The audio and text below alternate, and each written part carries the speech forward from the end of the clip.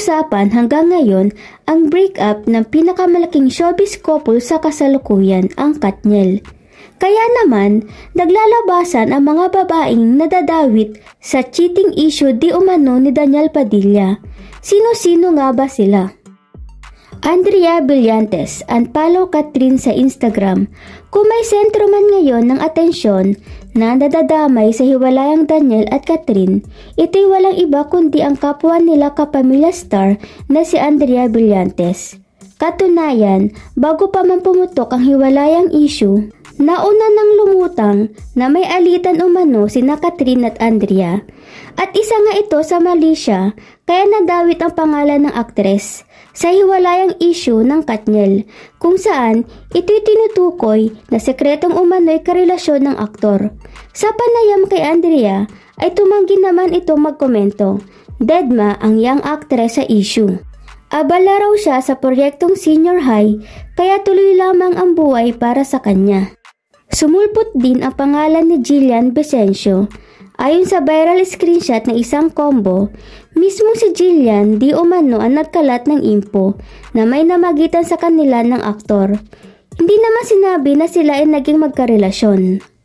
Pero, base sa combo, sinabi umano ni Jillian kay Sue Ramirez na nakatabi niya si Daniel sa kama. Si Sue Ramirez ay kwento naman ito kay Sophia Andres hanggang makarating nga kay Kathryn.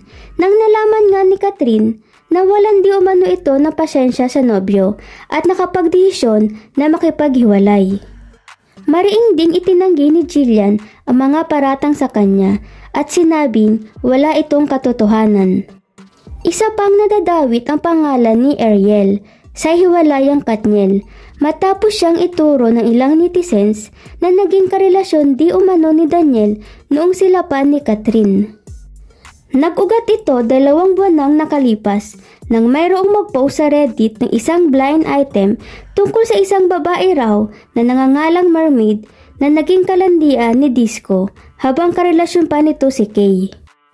Ayon pa sa nasabing blind item, madalas ang pagkikita ni na Mermaid at Disco dahil nasa isang grupo sila ng barkadahan na ang tawag ay It Squad.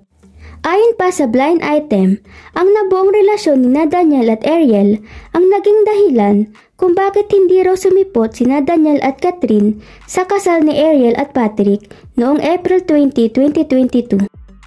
Saad naman ni Patrick sa issue na ito, walang katotohanan ng ibinibintang sa kanyang asawa. Naungkat ang post na ito nitong Biyernes, January 12, 2024, nang mag-post sa Instagram at Facebook ang nakatatandang kapatid ni Kathryn na si Kay Bernardo. Kasunod ng pag-unfollow ni Kathryn kay Daniel at sa 3 pa niyang kapwa niya aktres na sina Liza Soberano, Julia Barreto at Jillian Vicencio. I-comment ang inyong reaksyon sa baba at kung bago ka lang dito sa aking YouTube channel ay huwag kalimutan mag-likes at mag-subscribe. Thank you!